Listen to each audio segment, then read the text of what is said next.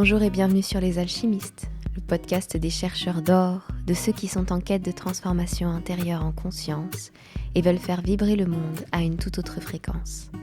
Je suis Laura Cardozo, professeure de yoga et coach, et je t'accompagne dans cette belle aventure.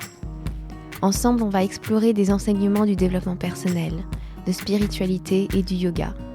Des choses que j'ai expérimentées qui m'ont aidé à cheminer, à trouver du sens, à me sentir à ma place. Merci d'être là et bonne écoute. Cette semaine, j'avais envie d'aller explorer de nouvelles choses et de ne pas seulement rester dans ce travail extrêmement important, extrêmement puissant qui est celui de notre mental et de reconnaître toutes les croyances limitantes que nous avons, etc. Mais aussi d'apprendre à naviguer dans cela. À force d'avoir travaillé avec ces outils-là, qui sont des outils que j'utilise aussi pour mes coachings avec mes clients, que ce soit des profs de yoga, que ce soit des personnes qui ne sont pas entrepreneurs, etc. À force de travailler avec tout ça, je me rends compte que très vite, ça peut devenir l'effet contraire. Au lieu d'être quelque chose de libérateur, ça peut devenir prise de tête et ça peut devenir quelque chose comme une chasse à la croyance limitante, une chasse au changement de nos pensées, etc. Or, il y a quelque chose qui me semble extrêmement important à comprendre ici, c'est que il faut trouver l'équilibre entre les pensées qui nous freinent et parfois le rythme naturel des choses et le rythme naturel de la vie et des enseignements de la vie. Parfois nos pensées nous freinent, c'est vrai, mais parfois le cycle dans lequel on est, le cycle de temps dans lequel on est nous demande de ralentir. Et il ne serait pas juste de ne pas le reconnaître. Et pour ça, il faut faire appel, on va dire, à autre chose que notre mental. Parce que notre mental, il est pris dans ses croyances, il est pris dans nos blessures, il est pris dans nos espoirs et il n'a pas une vision globale des choses.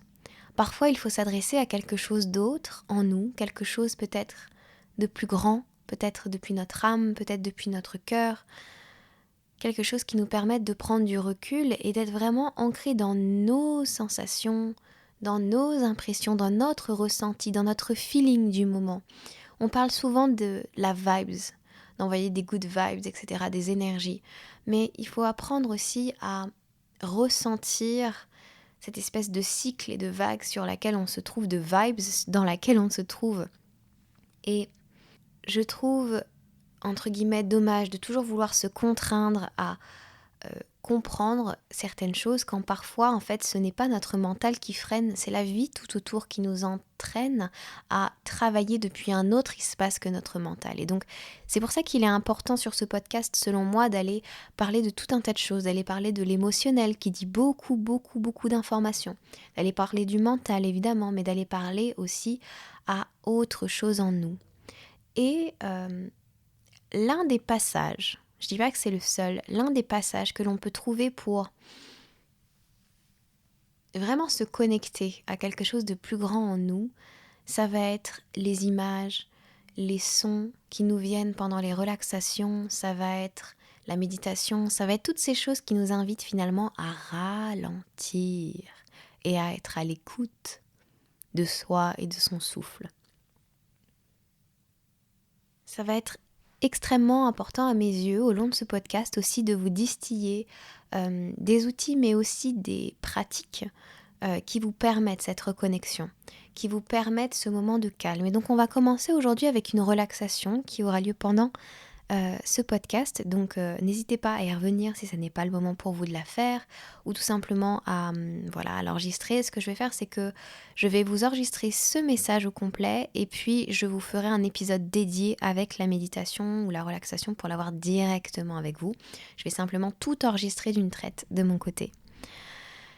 J'aimerais vous dire que se relaxer, c'est quelque chose d'hyper important. Les temps de relaxation que l'on voit sur internet et qui sont très facilement moqués d'ailleurs, ils sont essentiels. Il est essentiel d'apprendre à mettre pause et d'apprendre à se guider dans ces états de bien-être.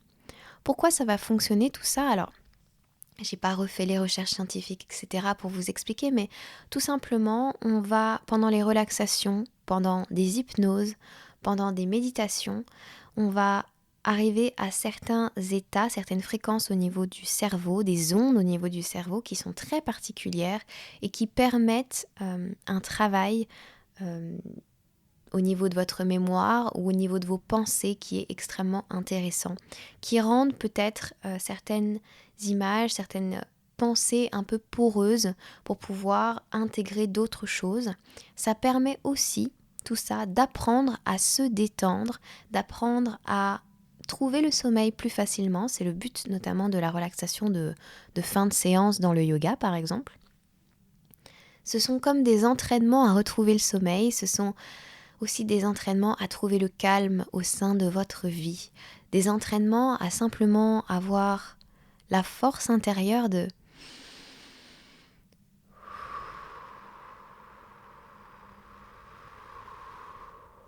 respirer.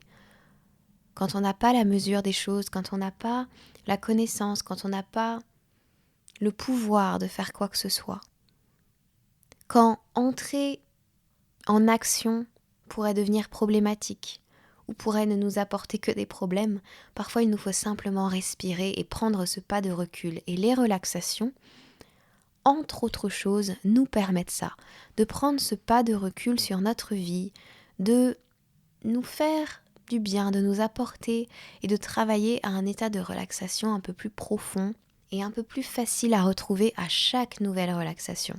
Les gens qui ont l'habitude de pratiquer la relaxation tombent dans cet état de plus en plus vite et de plus en plus facilement parce que leur corps a reçu le message qu'ils étaient en sécurité dans cet espace, qu'ils étaient bien, qu'ils pouvaient se relâcher, que c'était agréable. Mais si c'est les premières fois, c'est vrai que ça peut être un petit peu plus difficile de s'y plonger.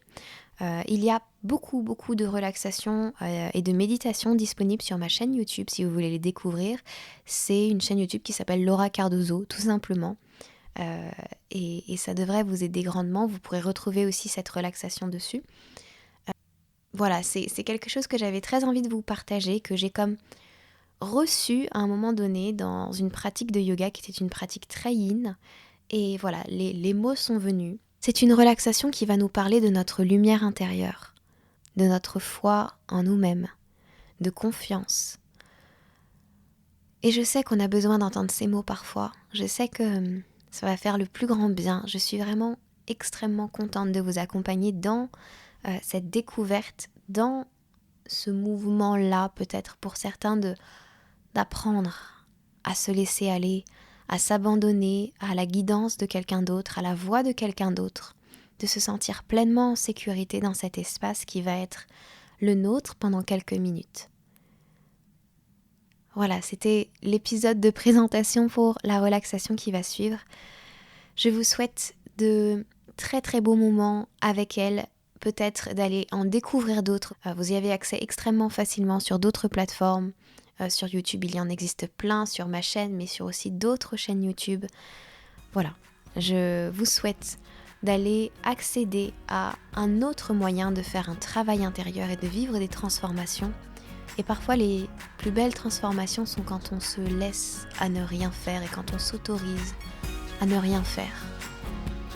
Quand on s'autorise à être plutôt qu'à faire quelque chose. À très bientôt. Namasté.